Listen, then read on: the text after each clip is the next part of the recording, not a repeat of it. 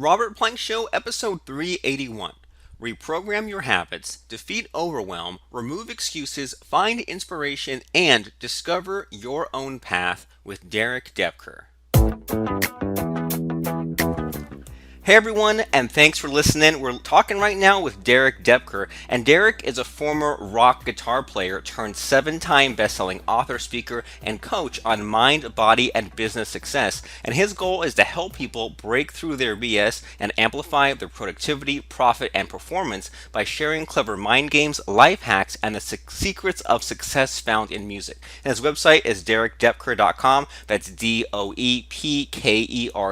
So, Mr. Derek, glad to be talking to you today. Yeah, glad to be talking with you, Robert. So, you know what? With all this kind of like mindset stuff, like, do you ever sometimes feel like, I don't know, like it seems like the same sort of 10 or so things kind of repeated over and over, like all this stuff about how, like get a coach, have goals, have that daily discipline, stuff like that. Sometimes I feel like I'm kind of hearing the same thing over and over. Am I alone in that? Do you sometimes feel that way? It's definitely that case. And so it's kind of a double-edged sword. On one hand, it means that if there's these common patterns of success, it's something to pay attention to, right? And on the other hand, it kind of becomes cliche. It's like, okay, I've heard that a million times before. And if it was really, let's say, that simple or that effective, why aren't more people getting results? So a lot of what I do is I like to dig deeper one of my things I say is breakthroughs often don't come from looking at new things. They come from looking at old things in a new way. So that's about getting perspective and understanding how does this apply to me. Now I could go on and on about some of the issues that I see in the personal development mindset space, but I'll simplify one big thing that gets people stuck when they get into personal development. Actually, almost in some ways sabotages their success, and that is when they fail to make it relevant to them, as in aligned to one's own personality, one's own part in the process. Plenty of examples I can give of that, but the take-home point is there's some universal things. I think getting a coach is pretty universally applicable, but then there's the deeper details like, well, what kind of coach do I get? Do they work right with me? Do they fit my personality? And all those other things are where you now go, okay, wait a second, we can go really deep and see that it's not quite just the surface level 10 or so things that are commonly put out there. Awesome. So 10 different like categories or buckets or so, and so there are a few interesting things you sort of either mentioned in there or just things that sort of sprung to mind as you were talking about those things. And so you were saying that sometimes people kind of hear those same things and they fail to make it relevant to them. And you're kind of making me have sort of a connection here because like one of the things that I've always been afraid of is sort of like how you said it's easy to ignore that familiar stuff, and I've been really sort of afraid of ignoring too much of the familiar because like we all know those people who kind of they become like the self-help junkies, right? They read all the books, they know all the facts and figures, but then their own life is a mess, or they don't know much beyond what they've memorized, stuff like that. And so you're making me think back to I was trying to think recently, like, okay, how do I avoid that kind of thing? And I was thinking back to someone I knew who was like the prime example of this, and I had them on a coaching call once, and I was asking them about like questions about their business. And instead of answering the questions, they kind of said like, "Okay, I get your question," and they were kind of writing it down for later. And so it's like that sort of stereotype of the person that they have all the information, they don't apply it. It's almost like they're like detached from what they're learning, and they kind of learn things for the sake of learning, as if it's like facts and figures, but they don't actually absorb it. So you're making me sort of realize, even though saying it out loud sort of sounds simplistic, it's like those people who get all the information, don't apply it, they kind of like they don't absorb it, they're detached from it, they fail to make it relevant to them. And then the other thing I'm sort of hearing there is, so there's that information, there's all the possibilities, but then the real value is in knowing what to ignore, knowing like how it narrows it down to you, sort of knowing what your own path is any of that sort of on the right track there? That's all on the right track. So two things came up, primary things that came up from what you said. The first thing is that information doesn't create transformation. There's plenty of information out there. And this ties into your second point. It's almost overwhelming, probably too much information. And so I've certainly fallen in that camp where I'm reading tons of books. I want to consume information because it feels like I'm doing something and accomplishing something from gathering this information and having all of these ideas. But the thing is, information without implementation, most people would say common sense isn't going to get you very good results or any results at all. However, but a lot of people, what are they doing? They're looking for more information. What can happen, though, alternatively, is implementation almost always leads to getting more information. So I'd rather do something and learn from that rather than try to learn and not do. Now, it's a combination of both, but ultimately I would rather spend and I'm not successful at this all the time. It's not like a perfect mathematical formula, but it's like I read something maybe 20% of the time, and then I'm applying it 80% of the time, 80-20. And, there's times to do more research on something, but then am I putting it into action is the question. Am I creating a practice around this? I have a background as a guitar player. Like, I could go into a lesson, I could read the books, I could do all that, but most of my time spent learning is actually playing a guitar, putting it into practice. And so athletes get this, musicians get this, many times you get this, but even when I understood that, maybe in theory, I didn't always apply it. And that could be a whole nother can of worms getting into. But why is it then in the personal development and sometimes the business development space, there's this idea that if I just get good ideas or get information that's suddenly going to somehow create the change I need without actually following through with practices. And what you said and that second part is key, especially with a good coach and a good program. It's going to be sometimes more beneficial, not because of the ideas that you get, but by the ability to help you realize what you need to ignore. Doesn't mean ignore forever, but ignore for the moment. What is most relevant to you right now? And there's one other thing I can share that really gets to the heart of this, and that is understanding context. So a lot of times we're thinking about what do I know? Well, what do I need to get? What do I need to do? But a lot of times it's not about what you do or what you apply. It's how it's applied, how consistently. Is it in alignment with your personality, with your goals, with where you're at in the process, all these other things. So I give this example in the book, Breakthrough Your BS. If I ask you the question, hey, Robert, do you need to breathe to live? And so I start with a question that's fairly objective. So starting with that question, what would you say? Do you need to breathe to live? Yes, I do need to breathe to live. Yes. Cool. So have you ever held your breath? Yes. Are you still alive? Yes. So how did you not breathe and still live? No idea, because I can last a short time without breathing. Okay, so you don't need to breathe to live. Not 100% of the time.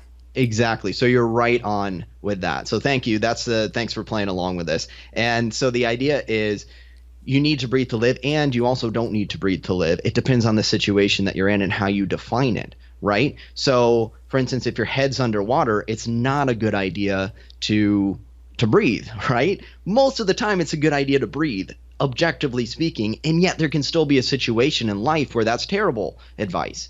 So now take that to everything that you're learning.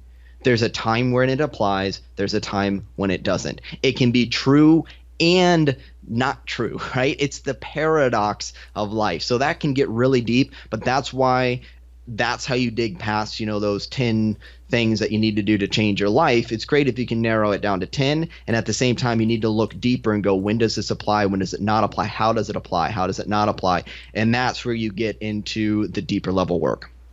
Super cool. I mean, so much awesome stuff in there. Like, you don't need to drink from the entire fire hose 100% of the time. It's good to kind of know the rules 90% of the time, but like there are those times when we need to be adaptive or flexible or think in a different way. So kind of great stuff so far. And so when you're dealing with your clients, or you're looking to solve people's problems, do you see everyone being stuck like in one specific area? Is there like a number one universal worldwide problem you see happening with people and sort of getting their head on straight?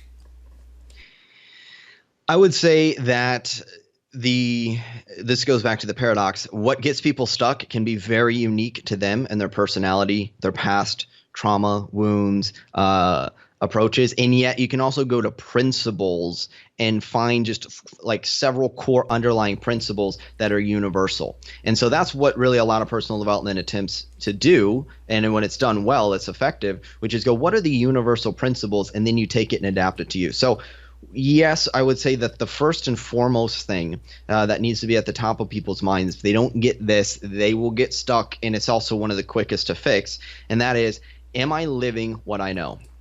And that ties back to exactly what we've been talking about. This is living in integrity. And I can give myself a reality check pretty much every single day and find some area where I'm not necessarily completely living what I know. So, for instance, I got out of the whole goal setting thing a while ago. Now, goals are good for some people, and even for some people, they might not need to do goals, and they can still be effective with just good habits. But I knew that setting some key goals would benefit me, and yet I still resisted that. So I got to get back in alignment with that. Another example, I know that if I have a clean space, I'm feel better, I'm more productive, and then I look around and I go, you know what, my apartment needs to be cleaned up a little bit. I know that, but am I living it? I know that tracking my money would be I could do better at that, but am I living it? Right? So it doesn't do me or anyone else any good to keep learning and get these new tips and tricks. It's like, wait a second, I'm not even totally in alignment with the basics that I already know. So that's living in integrity, and that's implementing the information that you already have. I'd say a lot of people, they're just going in this theme, they're seeking out new novel information because it's stimulates the dopamine, and hey, there is a place to get different perspectives around the same thing, right? Because sometimes you just hear it put a certain way and it clicks and you go, oh, now I got it, now it makes sense, now I'm motivated to do it because they really explained why it's so important.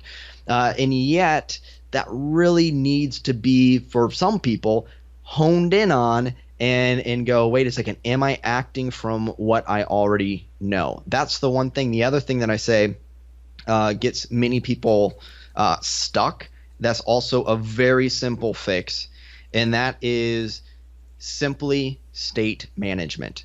How do I start my day? How do I start a project? So I'm a writer, and especially if you're a high achiever or you're really driven, one of the worst things I can do if I want to be productive in writing is to just start writing.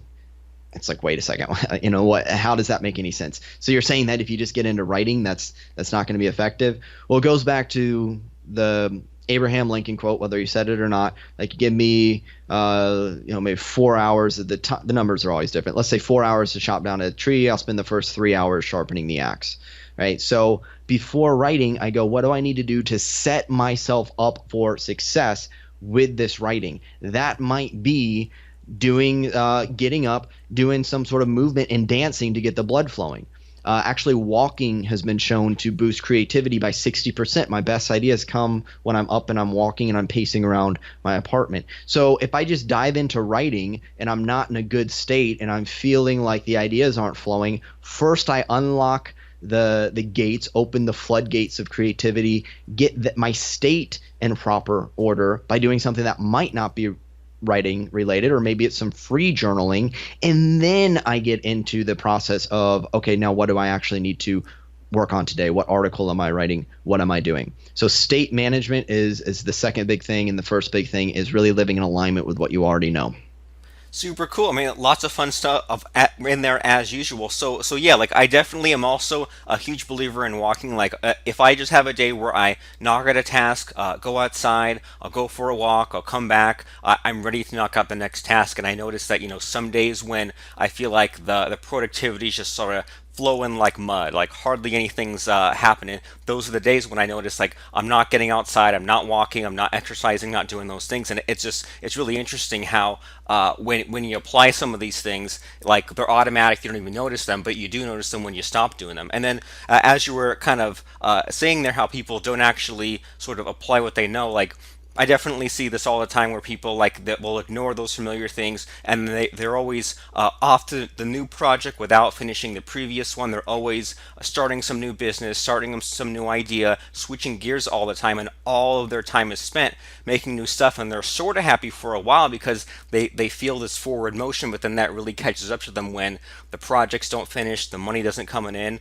So I definitely can see that huge and easy pitfall to avoid falling into with just avoiding the switching gears, and then that state management, getting yourself amped up, do whatever you have to do sort of physically with your imagination to get up there and writing. And you mentioned in there creativity, and I'm really curious about, do you have any of your sort of favorite or unusual ways to get creative other than the stuff that we hear all the time?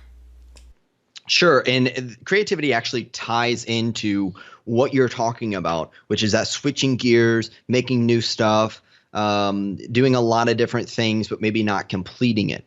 Because creativity has it has like several different aspects to it. And one of the areas I specialize in as a musician with a background in music composition is actually really studied a lot of the creative process. So we can get deep into this and ways to hack your creativity. What I'm going to focus on are basically narrow it down to 2 or 3 parts of the creative process. So the first part, as I mentioned, this is like opening the floodgates. This is a challenge sometimes for high achievers, is that one of the best ways to create really great work up to a high standard is to actually start by lowering your standard. And this is a paradox, but life works in these flows. It's like you don't get stronger by going to the gym. You actually get weaker whenever you're lifting weights and working hard. The strength comes later after you adapt. So everyone who goes to the gym, they go there to get weaker. And then when they rest and recover, that's when they get stronger. I call it the slingshot effect. You sometimes go in the opposite direction of what you want to achieve in order to then release and go into it. So when it comes to creativity, you imagine like this open sort of funnel, is often used in business terms too, so I think that's good. Like the open funnel, you're brainstorming. You're allowing a lot of ideas to come forth. You're going, what's possible? What could possibly be done? So if you are the type of person who's switching gears, you have like the first part of the creative process down. You might identify as an idea person. You might identify as someone who is, in my case, like some people even call it a jack of all trades. You have many different interests and you go and you explore different things. I'm not here to say that's a bad thing. That's actually a very good skill to have. It's one of your greatest strengths, and it's absolutely critical to creativity. If a person is just hyper focused and very task oriented and they're like, just tell me what to do and I do it, and they're laser focused, they might actually limit their creativity because they're not thinking outside of just the realm that they're given. So if you do like to go a lot of different things, you have this first part of the creative process down. What's possible? Let me gather as many ideas as possible. And that's that brainstorming without any judgment about whether the ideas are good or not. Then you go into this sort of transition phase, and you do want to start with an intention of what your outcome is, but you now might start to sift and sort and essentially process these ideas in some way. What's the goal of what I'm creating? What's good? What's not good? Give a practical example. I might go, I'm coming up with ideas for a podcast title. What are 10, 20 ideas for a podcast title? And I'll just start writing stuff down. Is it good? Is it not good? Whatever. Let me just get some ideas. Now I process that and I go, well, okay, what's my intention? Which one of these work? Which ones don't work? And then I might narrow it down. Now you have this filter, right? You might even concentrate it, mix different ideas together and come up with new ideas. Then what happens is you enter the final phase, which is the completion phase. And this is where you're starting to eliminate and edit out everything that doesn't work. Now, just to give a little caveat, these things kind of go back and forth. You might get ideas, narrow down, get more ideas, narrow down. It cycles. But if you were to really simplify it, you get a lot of ideas, you filter the poor ones out, you concentrate the different ideas, and you end up with ultimately a final product. That might be an idea for a podcast, or that might be writing 200 pages of a book, filtering things out, and ending up with a 150-page book. So what is important to understand about creativity, if you identify more with that first group that tends to get a lot of ideas, that tends to go out and want to try a lot of new things, what you need is more structure and more discipline created for yourself to filter ideas and get that completion energy in place. Deadlines can sometimes help with this. Being really clear on what your intention can help. Being willing to let go and sort of kill off ideas. Sometimes it's hard when it feels like a baby. That's how it feels for me. Like, oh, it's this great idea that I had. I don't want to not be able to use it. I tell myself, okay, maybe I can use it for something else. That's a good little mental game to play. And then you got to filter it down, and you ultimately need a different type of energy and approach for completing something, which instead of saying yes to everything is now saying no to a lot of things and eliminating things. And then for those of you who maybe you want to increase your creativity, or like, I have tunnel vision, I just do my task oriented thing, which is typically not entrepreneurs. So I don't think that's a lot of people listening to this. But for someone that, we can all get stuck in that state, and I can get stuck in that state myself, then we got to go, let me get some new inspiration. What else do I need to explore or bring into this that I'm not thinking about? So one of the great ways to innovate is you look at what else is being done for inspiration, you add your own twist to it, or combine different ideas together, and then you end up with something that is innovative. Super cool. What an answer right there. And what's really great about the way that you lay that out, like there's their idea phase, the transition phase, and then the completion phase. What it sounds like to me is that, if someone says, I have entrepreneurial ADD, like I hate when people say that because it's like, oh, you have like a real like diagnosed thing, but they use like that sort of figure of speech. And what you're saying is if people out there think they have that problem of too many ideas, not enough implementation, it's not that they're too creative or that that's out of whack. It's that there's these sort of three parts of the funnel: the idea phase, the transition phase, and then the completion phase. And the problem is maybe they are deficient in those other two. They have lots of ideas, but then as far as when it comes to either narrowing things down, they can't make a decision there, or when it comes down to having that deadline, just like making it practical, getting it out there, maybe they're sort of low on that level. And so what's really great about that is now the problem is more solvable, right? If someone says, like, I can't focus, I can't sort of have that follow through, it's like, okay, so you have that idea problem, that's not a big deal, right? Tons of ideas coming through, and then it's like, okay, do you want to tackle the sort of editing it, or the narrowing down, the decision making part of your life figured out, or the sort of getting it done, the completion, the deadline part of that, or like, what needs to be sort of put in there as the accountability partner. So I really like how just you laid it out in sort of those three areas where, like, okay, now what's the one sort of small thing to solve? And so, I don't want to keep you too long, but as we're sort of winding down here, do you have any interesting stories from like either the music playing days or the ups and downs of your life in general? Any sort of interesting stories or aha moments that just really stuck with you when it came to transforming yourself and fixing your mindset and being your best self? Any interesting stories like that? Yeah, so I'll add to what you just said, and I can share a story. So you talked about entrepreneur ADD. The one thing I would encourage someone who's experiencing that, they're going out, they're trying different things, and they're like, but I was told I got to niche down, and I know I need to get focused. True, and I want you to appreciate that part of you that likes to go out and get different ideas, because I didn't have my success until I started to focus down, but I was only able to focus down after trying and expanding myself out and trying different things to even know what I wanted to do and to even bring those different skill sets together. So it's like if you're building a fire, you first go out and gather the different pieces of firewood. So if you have that ADD, if you have that exploring different things, yes, it can be an issue, but it doesn't mean like you need to get rid of that desire to explore new things. Like you're saying, it's not rejecting that part of you, which is beneficial. It's now increasing and bringing up the other parts, which are getting very intentional, getting very structured, learning when to bring something to completion. And you might not actually be ready for that. Some people really do need to try some different things to explore and see what's going to work for them. However, if you're intuitively getting like, okay, I'm really just using this as a distraction to avoid something, maybe there's some fear around that, then you bring it to completion. This is why there's not that one size fits all recommendation. This is why I coach creative achievers on how to know when do you want to be in that open expansive phase, when do you go to transition completion, and when do you cycle back and forth. So one of the stories that came to mind for me, and I hadn't actually told this story before, but since you asked about the music days, I remember there was an orchestral competition. And this was in college, and I was more of a rock musician, guitar player, but I wanted to compose this song for orchestra. And then the winner gets to have the school orchestra play it. And so it became this dream, like, wow, I could write this epic piece for orchestra, and I could have an actual orchestra play it and have it recorded, and like this would be the most amazing thing ever. So I worked on it for months. And then they moved the deadline back. When I got past, it was our winter Christmas break, I came back, they moved the deadline back. So I had, I don't know, 2 weeks maybe to get this thing done.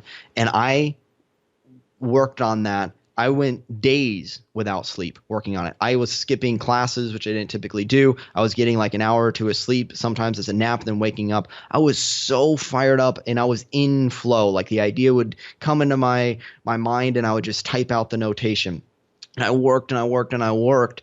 And what ended up happening, I turned it in. I was super proud of what I created. It wasn't ultimately perfect, but it was as good as I could get it. And I liked it. And so what ended up happening maybe a week later, I go and I get the news they're not going to have a winner this year. And I was like, I spent months. I lost so much sleep. I was enraged at having put so much work into this and not having it get played. I got over it, and one of the things that I got from that was I created something, this masterpiece that masterpiece for me that never would have been created otherwise. And I go, what happened? So one of the keys to that creative process is, they created that deadline. They created that incentive. They created a competition.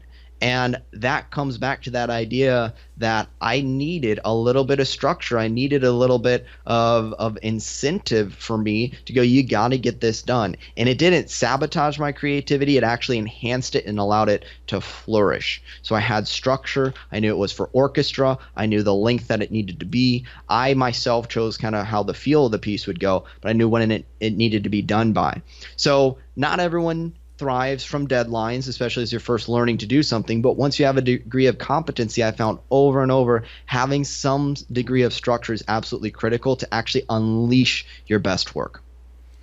Super awesome. Yeah, and I completely agree with that last part there. Like I always used to think, oh, I'll wait until I'm in the right mood or in the right moment or right frame of mind or whatever, and then I always kind of was at the whims of how I woke up and rolled out of the bed that morning. And as soon as I kind of had that structure of like, okay, this needs to be done in 3 days as opposed to whenever, as opposed to 3 months, as opposed to waiting for however much space in the calendar it fills up. When I had those the actual deadlines that kind of put my ass in gear and got me to where I needed to go. So, I mean, I completely agree. And what I'm hearing from you as you're saying about all that stuff is that, there's always an upside. So there's always those times in the past when, we look at like something completely collapsed, total failure. There's always either like an upside, if not a lesson, or proof that it can be done and done again, or kind of that puts you on course to be where you're at. So, I mean, that's all really good stuff, and these are all really great reminders, are really important things that you're making us think about. So, I don't want to keep you for too long here, but I want to make sure that everyone knows everything that there is to know about Mr. Derek. So, can you sort of tell us about your books, your websites, your business, all that fun stuff? Absolutely. So I work primarily now with thought leaders, creative thought leaders. So especially entrepreneurs who are creative, they want to make a positive difference in the world. And you're very conscious that you want to do something, earn money for it, and you want to change people's lives and spread some message out there. So I primarily work with authors, coaches, course creators, or aspiring authors, course creators, etc. You can find me. The main website is Derek Doepker at DerekDoepker.com. You can find my books on Amazon. Breakthrough Your BS would be the number one book that I recommend. And you can also get my book, Why You're Stuck. I'm letting anyone listening to this get this for free. And that's at excuseproof.com/free offer.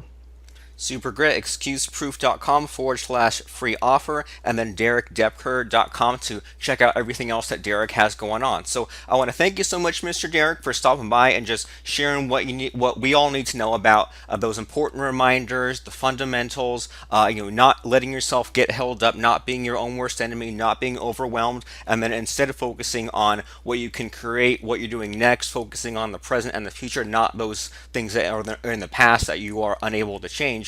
And so lots of stuff for us to chew on and apply to our daily lives. So make sure you go to DerekDoepker.com, search for Mr. Derek on Amazon, and then most importantly, claim that free offer by going to excuseproof.com/free offer. So thanks again, Derek. I'm really glad that you stopped by. Yeah, thank you so much for having me, Robert. It's my pleasure. Attention. It's time to make your computer work for you. If you struggled getting the most out of every day, getting your computer, your website, and your business to make you money while you sleep, please take a quick look at our book, The Checklist Mindset, www.checklistmindset.com.